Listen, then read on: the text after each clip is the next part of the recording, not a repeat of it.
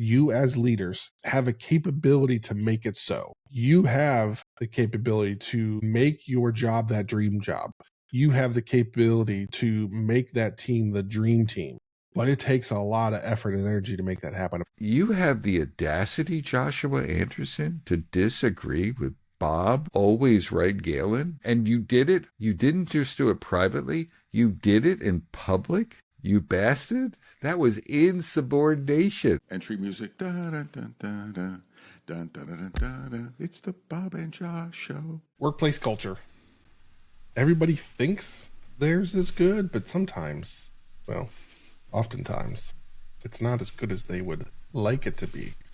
So Bob and I today are going to talk about some of the things that you might see or smell or hear, or something that might give you some indications that your workplace culture is not as good as you would like it to be.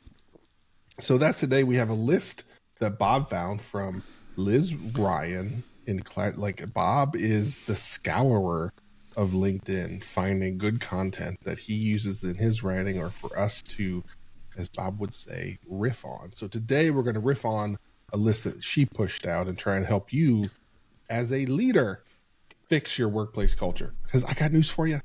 It's not all rainbows and butterflies, but that's okay. We're going to fix it. You're going to fix it. All right, Bob, let's talk about numero uno, or whichever one you want to go first. Well, so kudos to Liz Ryan. Liz Ryan she's written a book or two. She talks about recruiting. She's an ex-HR VP. For the last 10 years or more, she's sort of like anti-HR, or she's trying to raise the bar. Because, if we talk about agile leadership, maybe a place that needs more work, where are places that need more work than agile leadership? HR might be one of those places in a lot of companies. So she put together this toxic workplace list. She was trying to provide it for people interviewing.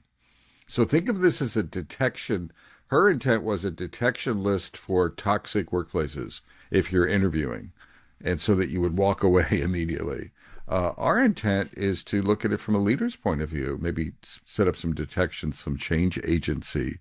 So one for me is stack ranking. We've talked about stack ranking in the past a little bit. So if you even get a whiff that there's a ranking, what would be a question you could talk about layoffs? How did you decide on the recent layoff that you had? Or how does the company sort of determine high performance versus low performance? And then just land these softball questions. You might get a sense. I don't think anyone's going to tell you forthrightly that they're stack ranking. So you're going to have to. Well, but as a leader, you're stack ranking. Right? Oh, yeah, absolutely. Absolutely. That's a thing. So from an interview point of view, ask some questions. I'd like to talk about it. How do you detect it? From a leadership point of view, Josh and I want to challenge you a little bit today. So the point is, if you're creating toxicity, you have a responsibility to do it. And I don't want to hear this. Well, it's an HR, it's an organizational or a company requirement, or it's an HR, right? HR has set up, these are our standards. That's bullshit from my point of view. You're a leader in that company. You can either join it or you can fight against it to some degree. And I would say that stack ranking is something that you want to resist. I've resisted it.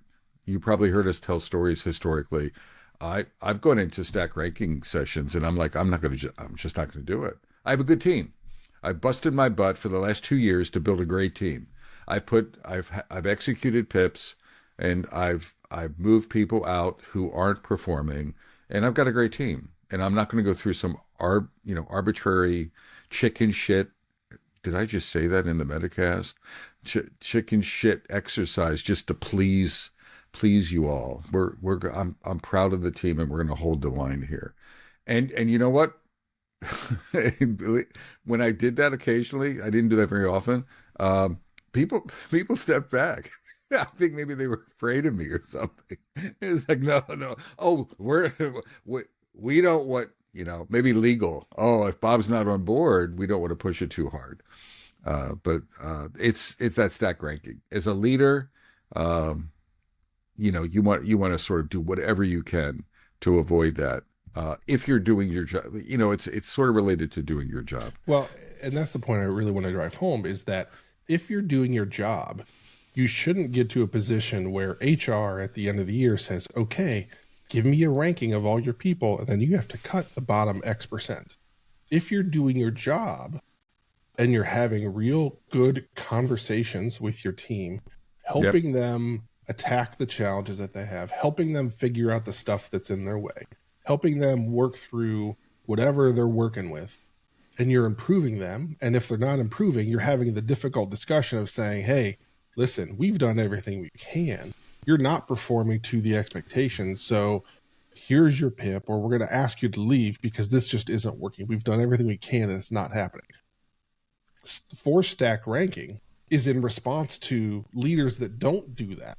So leaders that chicken out and don't do the hard work. So HR has to come in over the top and say, well, they don't say it, but well, because you didn't do your job throughout the year, we're going to force you to do this at the end of the year and make the decisions you should have been making throughout the year.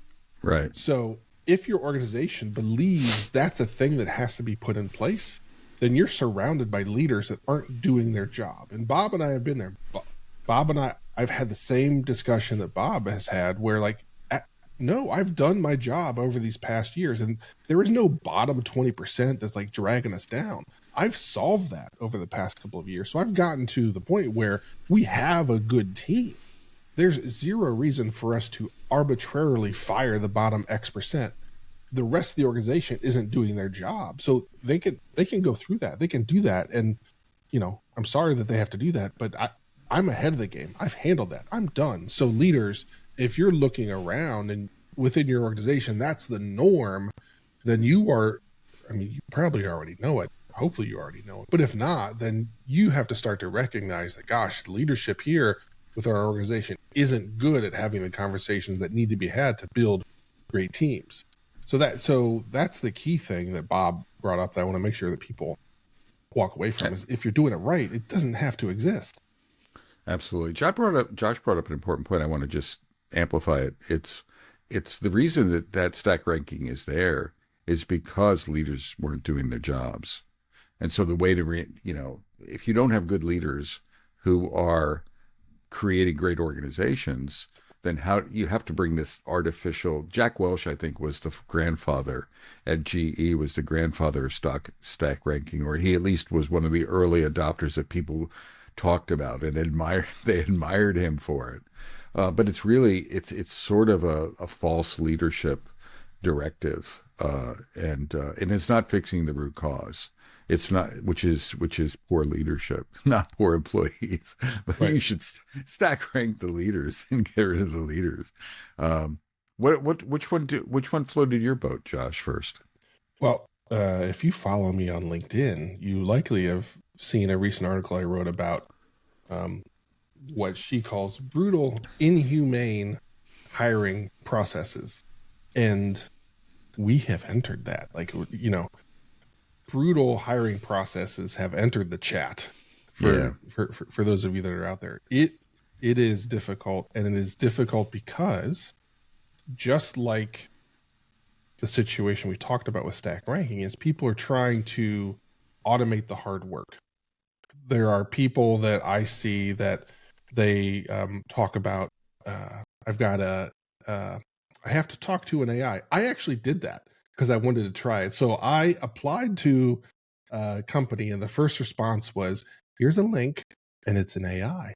And the AI talks to you, and it asks you questions, and then asks you clarifying questions, and then it records it. And then it goes into a system, and then you can choose to splash that out across the internet and give it to everybody. Now, I don't know how that interview applies to everybody that would ever want to hire me, but that's what the AI is trying to do, is answer these 7 questions, and then we'll just use that to automate how you get hired, and we'll tell companies whether you are the right person for them or not. And hiring, I believe, to do it well, and what I've proven to work really well is it's a personal process. It's a messy process. It takes time, and it's hard. And you want to optimize it both for yourself and for the people that you're trying to hire. You want it to be quick and effective, which those two often, butt heads. But if you work hard at it, you can make that happen. But you have to work to optimize it and say, okay, gosh, that one took too many rounds or took too long, or heaven forbid, you ask the candidate, how's the hiring process? Was it painful? Was it better? Get the feedback. So there are a lot of people that are trying to automate the hard stuff, and then trying to automate the hard stuff to make it easier on them. It actually just makes it worse, and it makes it more challenging. So I beg you as a leader to lean into the hiring process, lean into making it personal, lean into actually talking to humans, both the candidates that you're going to hire and the HR department that you're working with, to help them be effective at their job. Because you know what? They want to do a good job, but too many times hiring managers give those HR folks like a 3-line, this is who I'm trying to hire. So they're out there scrambling, trying to find somebody that matches this. They give you people, and then you don't give them feedback. You don't tell them why this person wasn't good. It's like, nope, not that person. So then they have to work to figure out how they get better. And that's a challenge. So work hard at making your hiring process strong, healthy, and fast, and do that with as much human connection as possible. I'm going to add that you may have to work around HR. So that maybe you're the pre-filter. Maybe you're the one that activates your network on LinkedIn and posts job descriptions. Maybe you're the one that says, and you know what, you can email me. And I know that's scary.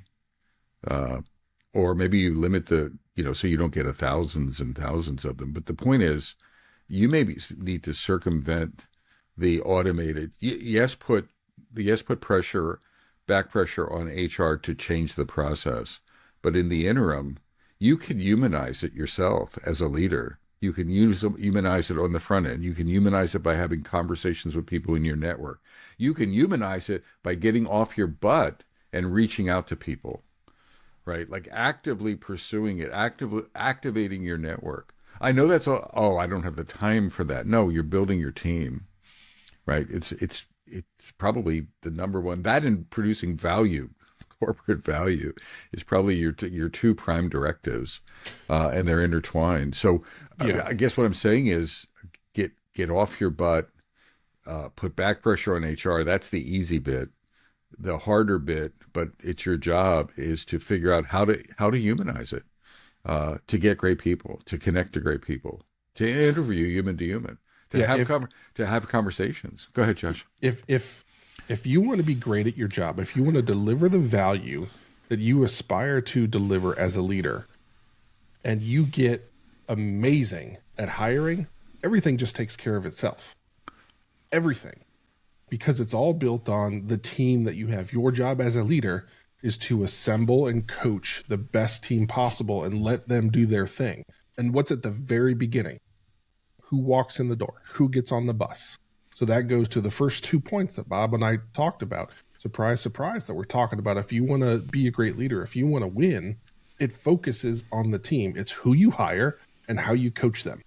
If you do those things well, everything else just takes care of it, because you're going to hire great people. They're going to be connected with the business. They're going to want to do well. They're going to work together. They're going to do all those things. And it just happens. But you got to do the hard work. And if you don't have that team, it's no one's fault but your own, because you didn't do these two things. And you can do it. It's difficult. It's hard. Sometimes it's scary. But when you do the things we're talking about, magic just kind of happens. And it's fantastic. It's a wonderful place to be, and it's a hard place to get to. I can tell you I've been there like 3 times. And it took a lot of effort and energy to get there. But when we got there, it was magical. Another area she said, and I hadn't thought about this before, I transcribed these from a short little like TikTok thing she did. So it was bereavement leave, and the fact that you need evidence, you have to prove it to get your leave. And I'm going to extrapolate that, Metacasters, to any negative events, sad events in your people's lives, or even any happy events. They're getting married, they're going to their daughter's wedding, they're going to a graduation. Um, I almost don't care what the company policy is. I feel like I need to support the joy and the sadness in human lives as a leader. And so if there was a thing like you needed, I don't even know what, if you needed, I'm going to go crazy here. You need a death certificate. You need to provide a copy of a death certificate to prove bereavement. I would never do that. I wouldn't care if the CEO of the company came down and said, well, we need a death certificate to pay them for those 3 days. I'm like, oh, I would just kick their butt out. I'm like, you are missing, we all are missing something. So that notice that process and rules, human rules, over, sort of overwhelms common sense and the human condition. We need to do better than that. And I've always done that. I don't almost even care. Maternity leaves, out of the, it's, you only have 3 days. That's arbitrary. If they want to come back early, that's on them.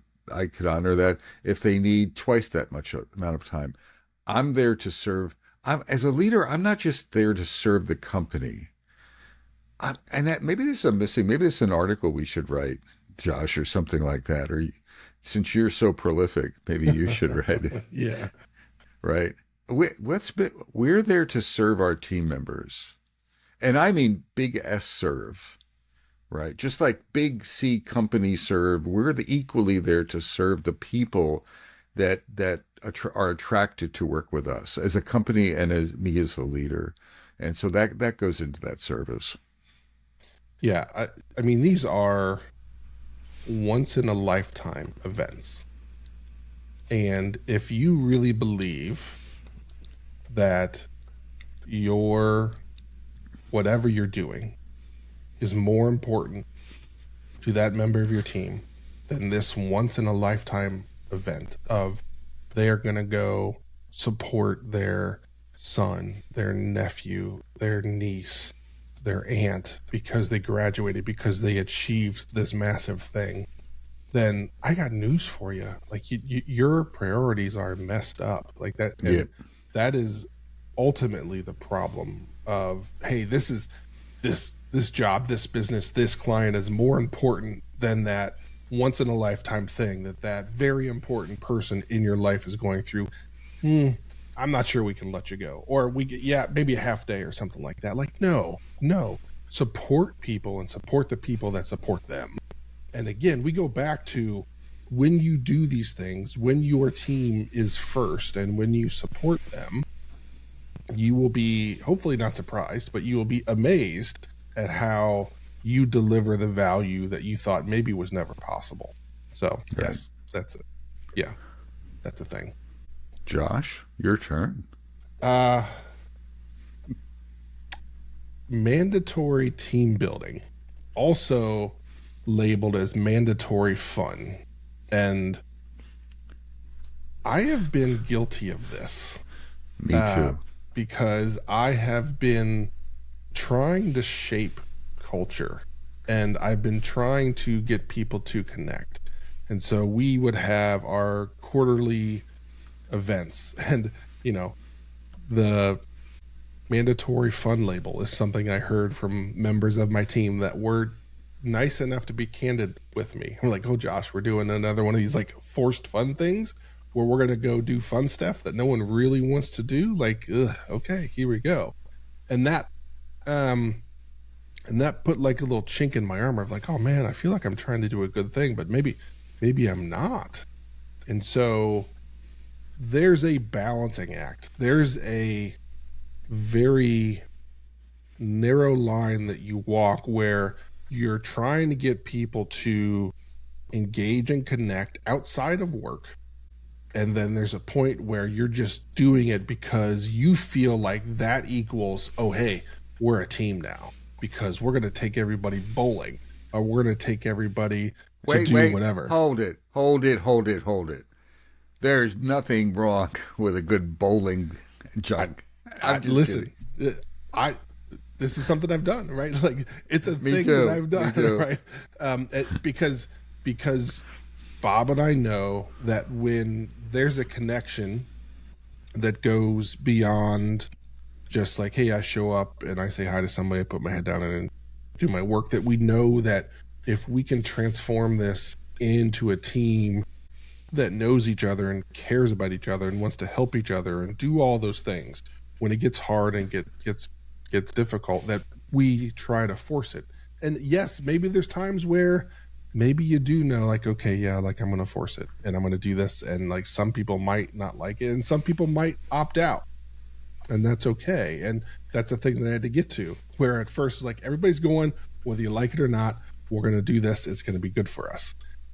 And then there gets to be a point where like, okay, like we're doing this every 6 weeks and people hate it or something like that. So this is a difficult one for me, which is why I wanted to talk about it, because like this is the thing that I've done, and there's times where like I feel like you have to nudge a little bit. But yeah, it's a interesting one. So I want to hear what Bob has to think. I think the key thing there, Josh, is mandatory. And I've almost made it mandatory. So I've made this mistake historically. My heart was in the right place, and I'm unapologetic about it. I was trying to give back. We did bowling at a prestigious bowling alley that had drinks and food, and it was fun. But forcing people to do something they don't want to do is the problem. So allowing people to opt in and allowing them to opt out, inviting and I think the key is that. It's not a mandatory thing. The other thing is, how do you reward people? Maybe you provide two types of rewards or whatever, or we go out. But one thing I've heard is, but could you give me movie tickets or something so I can take my spouse out, because we're at home with the kids and we don't get out. So providing options, I think, is providing opt out and providing options, both group-based options and individual options, I think is where I landed. And that was a better place to be, but not doing the mandatory. If forced fun, and there's a lot of companies that do force fun, Josh, you know that. That to me is the toxic nature of it. There's a I'm thing with I you. want to separate out. There's company events where you're celebrating, you're highlighting things, you're doing a thing, and even then, a diverse set of options of what happens before or after is very important. But there's a moment where like, hey, this is the end of the year party, and we're gonna highlight the whatever award winners or things like that. Like that's a thing, that's fine. But that's a very narrow use case, right? And you can do that a bunch of ways. And if you choose to get people together, I think what people struggle with is that they think the way they have fun is the way everybody else has fun. And and listen, I have been guilty of this before, but luckily I've had good people that have been like, dude, like I get that you enjoy this, but I hate this. Like this is so annoying, and I've never done this. I don't want to do this. And like I tried it, Josh, because I want to be a good employee. I want to be a good member of the team, but this, like, I can't stand it. So be aware. Yes, bowling is one of those things that for me. Yep. So don't do that, Metacasters. And you know what? Yeah. One final thing: ask people. Right. Another thing, in my stupidity, I'm like, I can decide what's fun for everyone. No, ask people. So do that as well. I want to come back. I want to tackle another one. She used the term insubordination. I don't even know if people use that nowadays, but in my management day, in my heyday, insubordination was a thing. Insubordination was, you have the audacity, Joshua Anderson, to disagree with Bob, always right, Galen, and you did it. You didn't just do it privately. You did it in public. You bastard. That was insubordination. I'm going to write you up on, and you can see it in the chain of command in the military. So it has its roots there. From a militaristic perspective, there's this notion of insubordination. and does indicate the language or the behavior, indicates toxicity. I want Now, you know, I don't want bad behavior in subordination, but Josh and I have talked about this on so many Medicasts. We want people to disagree with us. We want alternative opinions. We want to create safety for all voices. So in many ways, traditional insubordinate, we want that traditional insubordinate behavior. Do I want someone, once we agree, right? That it's that, like, debate, decide, commit, and then move on. Do I want someone who's constantly, creating, going back, I told you so, I told you so, it's not going to work, and they're undermining? No, I don't want that. And I will have a conversation with those folks and talk to them about their behavior. But in general, I probably want 80% of what used to be insubordinate behavior. Not just want it, I welcome it, I embrace it. I think that's indicative of a healthy workplace. So, Josh, any reactions to but don't be insubordinate, my friend. I will see what I can do. It's as your organization grows, there will be decisions that are required to be made where it is going to be impossible for everybody to love it. And what Bob and I aspire is that we aspire for people that don't love it, that they have a willingness and a capability to say, Josh, Bob, like, I don't agree with this. I don't understand why we're going left instead of right. Like, this just feels like it's going to be a disaster. And at that point, that's where you, as a good leader, need to lean in and understand, because it is very likely that they have a viewpoint or they see the things from a different lens that you haven't thought of or you haven't seen. And there's times where you've thought of that and the discussion isn't fun for everybody. It's like, hey, I get it. I understand the concern that you have, but we have to, we have two choices here. And I recognize that it can be perceived of going left is going to cause us trouble, but I believe it's going to cause us less trouble than going right. And yes, you are right. You are correct that if we were to go right, this might be better. But here are the things that I believe are going to be better if we go left. So I'm going to ask you to get on board, and we'll turn left.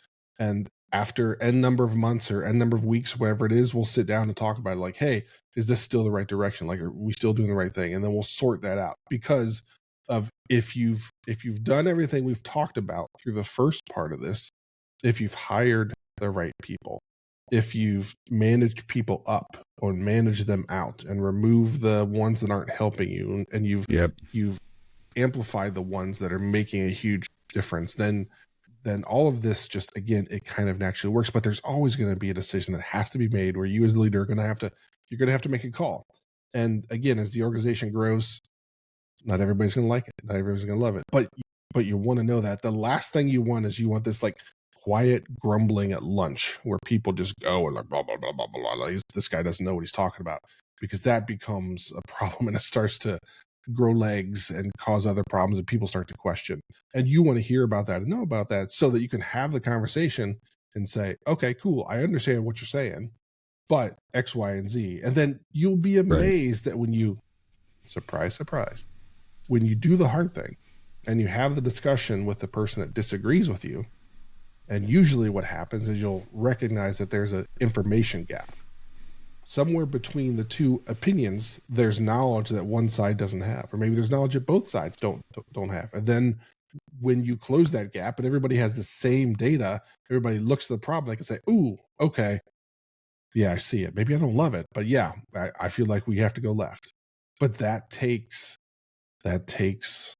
the leadership to have the discussion with somebody that disagrees with you. Do you have another one, Josh? Maybe final call. Okay. I have one more. One thing that kind of bothers me is the number of places that, beat their chest and they're proud about unlimited PTO, and that, hey, we are, like, that's who we are.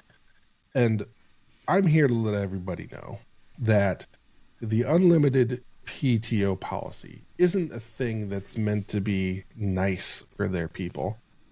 it's a liability issue. So before that happened, you would accrue time off.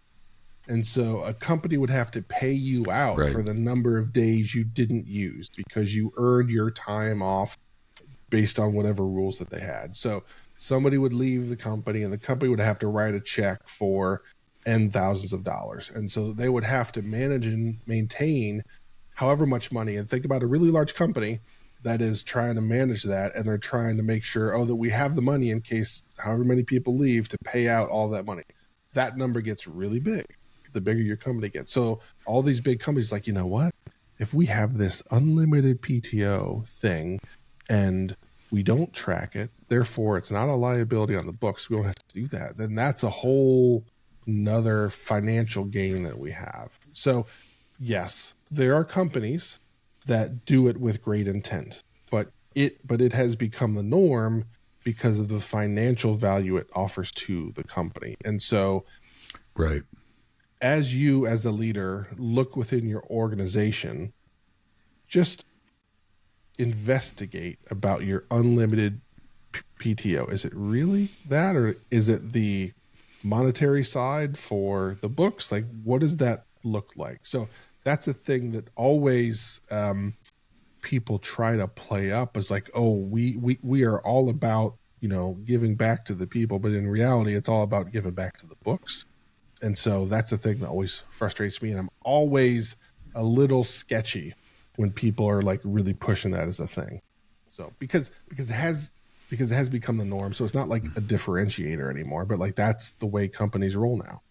What's the intent? And I like hearing pet peeves from you sometimes. You get a little testy, right? You get a little curmudgeonly. Not a lot, but a little. It's like, Yeah. right, calling BS on something. The final one for me, and I'm torn, is she called out PIPs. She called out performance improvement plans, and she labeled them as toxic. I forget the exact word she used. It was a 20-second snippet or something, but it was around, if you're doing your job, you don't need to have PIPs. And I don't know if I see that. I could see the implication to hiring and alignment, but there's always unexpected performance things. So I think PIPs can be they can actually, from a toxic perspective, I think they can be underused, right? We don't do PIPs. We don't address underperformance, which then can drag down the entire organization. It can demotivate the higher performers. So you can underuse PIPs. I think Josh and I have actually worked at a company together that never wanted to entertain firing people, or the HR department was afraid of firing people. And that did not, so that was toxic from my point. That created toxic behaviors. I think overdoing them or threatening them is a toxic behavior. If you don't do this, I'm going to put you in a PIP. I've gotten good traction out of performance improvement plans because I've worked them hard as a leader. It forced me to document. It forced me to be a clear communicator. I am anyway, but it forced me to be very clear about performance, very clear about goals, very clear about, sort of the partnership that we have. So some of these things, I think some of our discussions have been, there's a balancing act. I think my takeaway for that is I wouldn't label non-toxic a company toxic versus non-toxic. I would sort of look at the balancing act across many of these things. Like blanket RTO, return to the office policies, was one of her things there. I would say blanket, yes, but is collaboration bad? No, I would say collaboration can be very effective if you're trying to do high performance product development. So there's a balancing act to be struck, but we as leaders, I guess this is where I'm trying to drop the mic. We as leaders need to be fully aware, full-throated about, the awareness of toxicity in our companies, and then doing something about it, particularly in these areas of recruiting, of culture dynamics, people management, and leadership dynamics. It's our job. Don't pass the buck to HR. Don't pass the buck to the C-suite. Don't pass the buck to the handbook. Yeah. The handbook says this, so I have to support. don't pass the buck to anyone. The buck stops with you. Yeah, when I it think the comes to this. challenge that Josh, Bob and I final have with word? some of this is that Bob and I have a history of we are willing to do the hard work to make these things happen, and we have seen the return on when you do the difficult thing, when you have the willingness to build a plan with somebody to help them improve. Is that a performance improvement plan? Yeah. Is it written down? No, maybe not. Maybe you get to the point where it's like, okay, we've talked about this enough, and we're gonna. Right. I felt like we were on the same page, but I'm gonna make sure we're on the same page. And so I think of it very similar to in the agile space. There's the people that don't ever want to do sizing because sizing gets misused. The estimates get misused across the rest of the organization. So therefore, the answer is we aren't going to do that because we know the rest of the company is messed up. And so if we give them this, bad things are going to happen. Whereas Bob and I have been able to be in positions where we just correct the entire organization. We say, actually, no, the estimates are good.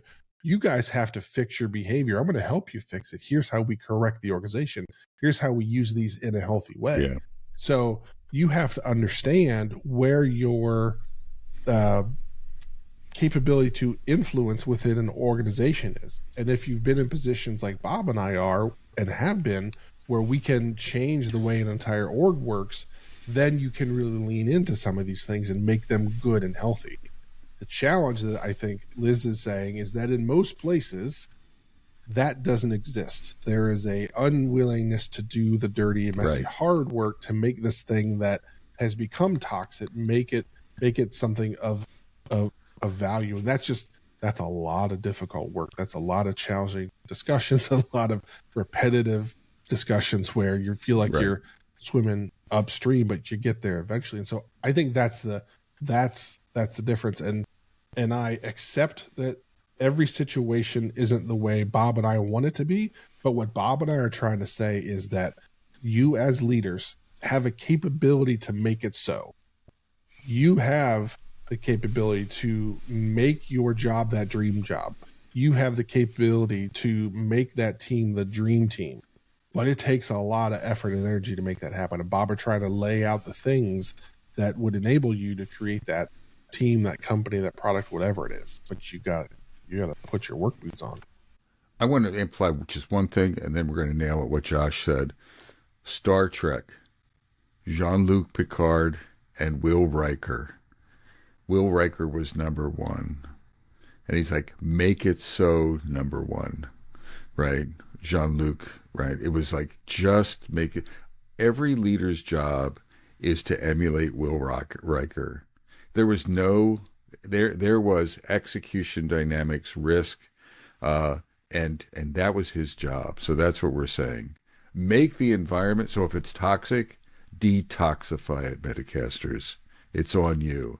And hope and pray that you work for Jean-Luc Picard. Take care, y'all.